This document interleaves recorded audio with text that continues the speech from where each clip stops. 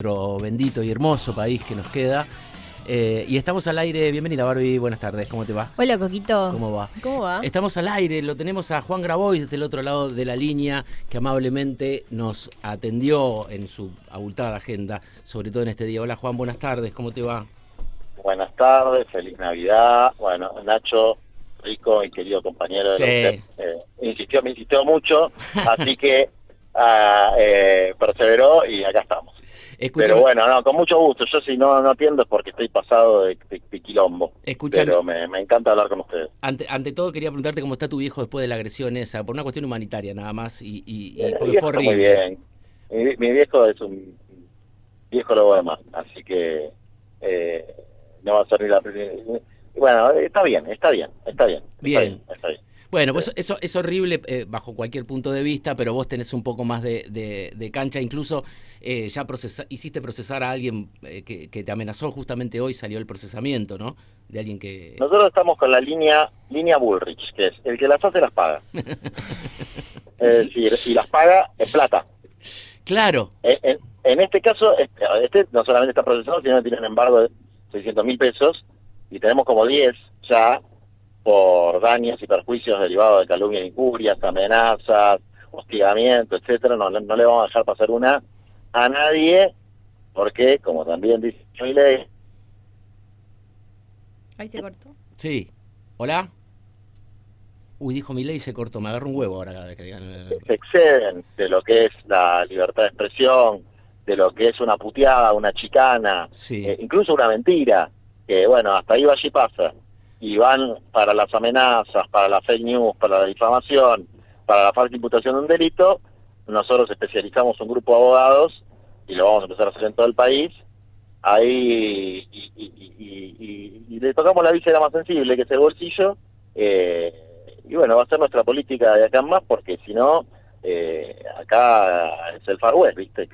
Cada uno hace lo que se le pinta. Sí. Hablando de tocar el bolsillo, uno siempre piensa que todo el común de la gente está en redes sociales o tiene acceso a lo que pasa con lo que pasó ahora, por ejemplo, con un DNU, y realmente la Argentina es muy grande, muy profunda, y hay gente, y vos lo sabés más que nadie, que no tiene idea lo que es un DNU ni lo que pasó, y porque lo que se da cuenta es que va todos los días a comprar un poco de fideo, un poco de esto, un poco de lo otro, y no le alcanza ni siquiera para nada. Sos consciente de eso, ¿no? Que a veces vivimos en una nube de pedos hablando de un DNU y hay gente que no tiene ni la menor idea de lo que está pasando. Eso que vos decís es tal cual así, es efectivamente así.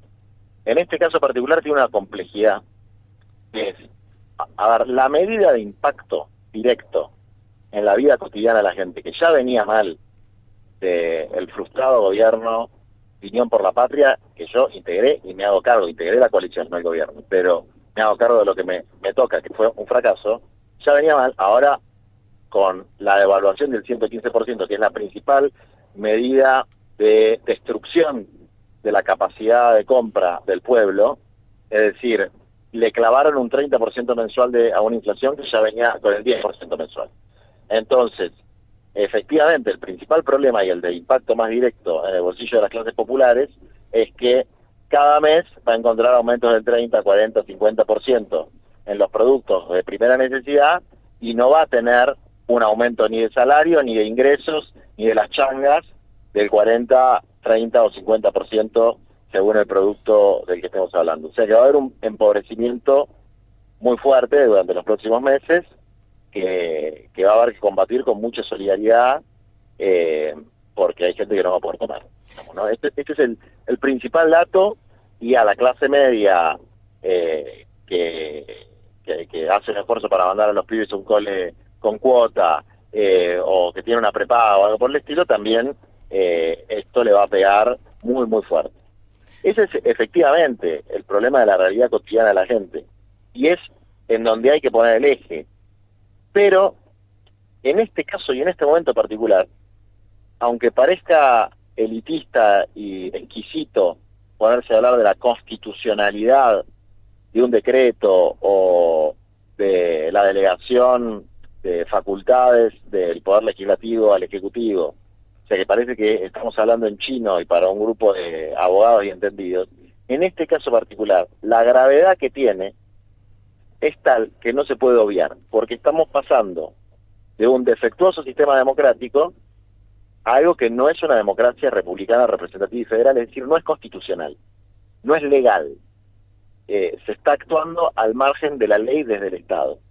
Y eso es muy grave porque sus efectos en la vida cotidiana de la gente después son peores. Y en ese sentido, hay que recordar también que a veces subestimamos, por los malos resultados que trajo, subestimamos la importancia que tiene vivir en una democracia.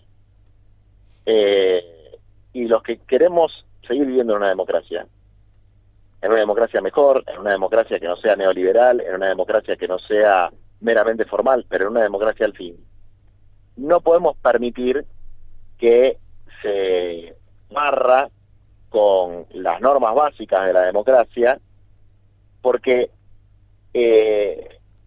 empiezan por un poquito y después siguen por todo, y porque las atribuciones que tiene el Poder Ejecutivo son para hacerle daño a la gente, no son para hacerle un bien. Entonces, acá tenemos esta dificultad. Hay que hablar de las dos cosas, del sufrimiento económico que le están generando al pueblo y también de que están actuando al margen de la ley y convirtiendo un Estado con una democracia defectuosa en un Estado donde prácticamente tenemos un tirano, digamos, que asume todo el poder público y que no lo va a usar precisamente para mejorar la vida de la gente. Y en este contexto me parece que es una prueba de fuego para el Congreso, para que sepamos y demuestren a quién representan esos que están sentados ahí. Desde luego, yo tengo, la verdad que tengo la preocupación de que las fuerzas políticas, que en general están dirigidas, vamos a decir más que integradas, dirigidas por personas que desde luego les va a impactar la crisis económica, pero van a comer todos los días, van a seguir teniendo su casa, van a tener su aire acondicionado y hasta se van de vacaciones, lo cual en sí no tiene nada de malo, pero que no sufren de la misma manera lo que sufre la base social. Bueno, en este caso es la política la que tiene que defender la democracia y sus instituciones, porque los movimientos sociales, los sindicatos, etcétera, tienen que defender lo más básico, que es el bolsillo y los derechos laborales. Y es donde yo veo que no hay una reacción acorde a la gravedad de lo que está sucediendo. Y sobre todo que, a ver, los legisladores vienen de provincias en las cuales el presidente de la nación no tiene ni la menor idea, pero no tiene la menor idea realmente, que no ha visitado nunca, porque nosotros lo que vemos a veces son las marchas de Buenos Aires, las marchas que pueden tener acá, pero el interior profundo de la Argentina maneja una economía informal y maneja unos parámetros que son absolutamente distintas a la de a veces las marchas o a veces las de los paros, ¿viste? Cuando vas y conoces el interior profundo de la Argentina, te das cuenta que hay gente que vive en otra realidad absolutamente diferente incluso de la que viven los que la padecen en Buenos Aires y en otros lugares más grandes. Es así, y además hay una situación en muchos lugares de indefensión. Claro. Porque al no tener, digamos, Dios que está en todos lados, pero atiende en Buenos Aires, y por ahí también un poco en Rosario, y por ahí también un poco en Córdoba capital, pero que claramente no atiende en Tartagal, claro. Y vos tenés en toda la zona Huichí de Moscón y Tartagal, digamos, tanto los criollos como los originarios, sin agua, con problemas alimentarios que ahora se duplican, bueno, ¿y quién tiene que hablar por esa gente? Desde luego tienen que hablar sus diputados, sus senadores, y a veces la verdad que efectivamente el presidente no conoce esos territorios, pero a veces los diputados y los senadores de esos territorios tampoco los conocen, o si los conocen no se calientan demasiado por representarlos.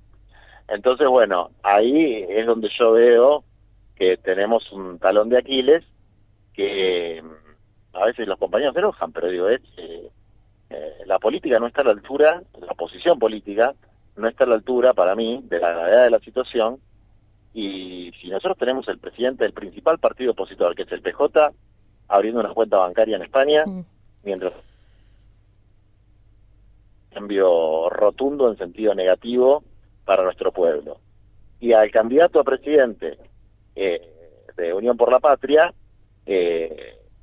no sé, yo no lo escucho. Sí, digamos. lo escuché presentando un Entonces, libro ayer y me dio mucha bronca también que presente un libro. Lo digo de corazón, yo lo voté, pero digo... Un libro sobre su gestión como ministro de Sí, Economía. me dio mucha bronca que en el medio de todo esto alguien esté presentando un libro. Digo, sería lo y es raro. Sí, yo es sería raro. lo último que presentaría un libro. Y hay que por ahí hubiese ido a la calle un rato a ver qué pasa. Tal también, cual. ¿no? La realidad es que hay que revisar el peronismo, ¿no? De principio a fin. Esto es algo que se está volviendo a discutir y me parece que hay que volver ahí, ¿no? Porque ¿cómo le explicás a los chicos de 20 y pico que votaron a este gobierno cuando le decís por qué votaste a esto? Es porque te dicen, y yo el peronismo, la verdad, vi esto.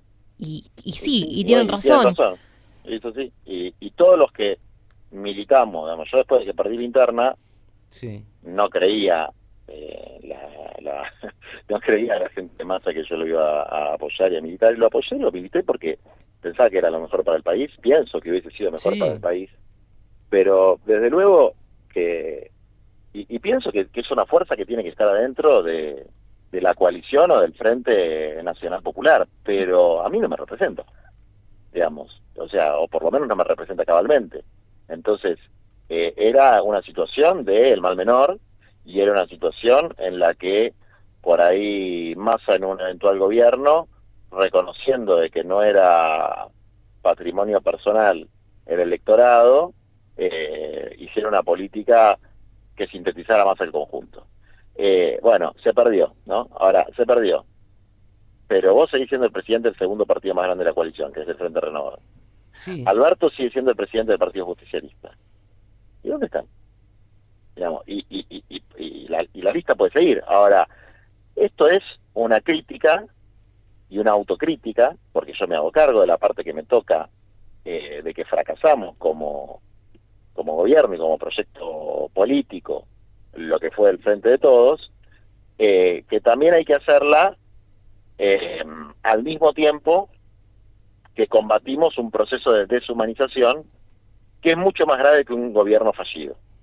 Porque el gobierno fallido fracasa por una cantidad de situaciones, entre las que está la falta de conducción política, improvisación, vicios del reparto del botín, donde parece que ganar el gobierno es que la gente mía, la gente tuya y la gente de aquel se quede con un cacho del Estado, y un montón de otras cosas que podemos discutir, pero no hubo una planificación de la miseria, de la entrega de la patria, de la sumisión a el gran hermano del norte. Bueno, esto es lo que está sucediendo ahora. Ahora lo que está sucediendo es de una enorme gravedad. Entonces, hay que buscar un equilibrio entre hacer la crítica necesaria para reconstruir movimiento nacional, popular, latinoamericanista, que tenga como principal preocupación la situación socioeconómica de los más pobres, los que no pueden comprar la leche, la carne, el pan, no pueden pagar el alquiler, no tienen una vivienda propia, no tienen un terreno donde cultivar, siguen en el campo, es decir, los descamisados del presente, que eso esté priorizado, ¿no? Una crítica para poder reconstruir movimiento desde sus bases y su esencia, con una confrontación muy frontal y muy valiente frente a un proyecto de deshumanización que se nos viene como una aplanadora a 200 kilómetros por hora por la autopista. Y alguien, Entonces, alguien va a tener que contener esas masas también, porque no van a ser solamente las masas que contuviste vos y tu movimiento, u otros movimientos que también contienen masas. Va a empezar a necesitar gente que nunca necesitó de contener, de que la contengan, como pasó en pandemia, que había gente que necesitaba ir a un comedor y que nunca había necesitado ir a un comedor a pedir que le den de comer porque había laburado toda su vida y se había quedado sin trabajo. si yo veo lo mismo, creo que hay también ahí una doble función, que es, por un lado, una función que este sistema nos obliga a cumplir, que no es nuestra vocación, pero que nos obliga a cumplir, que es efectivamente la contención, pues nosotros no militamos para contener, militamos para transformar la realidad. Claro. Entonces, nos obliga a cumplir, que es básicamente ser la Cruz Roja cada vez que hay una situación así, Claro. y que los mismos que nos desprecian terminan recurriendo a las organizaciones. Esa es una función que hay que cumplirla y la tienen que cumplir sobre todo los compañeros de los movimientos sociales y los que asumimos un rol político, que es mi caso desde hace un par de meses que presido un partido político, construir la alternativa. Es decir, frente a la necesidad de contener una situación de crisis y de catástrofe social, paralelamente hay que construir la alternativa, y para construir la alternativa tiene que haber un horizonte de transformación, de futuro y de reestructuración del movimiento nacional y popular, donde no volvamos a reincidir en las mismas cagadas que se vienen haciendo hace muchos años. Juan, sé que te tenés que ir y no te queremos joder más. Esperamos que tengas un buen fin de año ahí con la gente. Se juntan ahí nuevamente, ¿no? El 31. Lo hacemos nosotros, Año Nuevo y Reyes, laburamos más en el territorio, en los barrios, digamos, ¿no? Bien. No vamos a hacer una actividad central. Pero sí, ahí estamos y seguramente va a replicarse, sobre todo en Reyes, porque Año Nuevo tiene sus características de que se funda más la familia y qué sé yo, pero en Reyes, que es algo de los chicos, bueno, ahí hay que mostrar el músculo solidario de nuestro pueblo en un momento donde un montón de pibes no solamente no van a tener un juguete, sino que no van a tener nada sobre la mesa. Entonces ahí hay que ponerle mucho corazón. Que tengas el mejor año que puedas tener. Muchas gracias por este... Gracias, Igualmente Juan. para todos. Un abrazo. Abrazo grande. Juan Grabois con nosotros en Viaje al Centro de la Tarde.